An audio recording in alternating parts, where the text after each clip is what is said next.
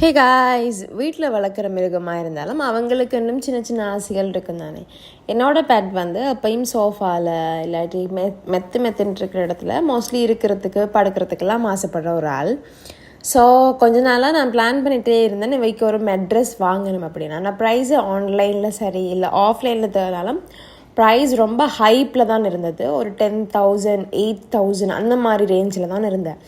எனக்கு mind set எப்படி தோணுச்சுன்னா, மெட்ரஸ் தான் வேணுமா, இந்த ப்ரைஸுக்கு தான் எனக்கு மெட்ரஸ் வாங்கி கொடுத்துருக்காங்கன்றது அவளுக்கு தெரியாது. அவளை பொறுத்த வரைக்கும் தேவை பூர்த்தியானா போதும்.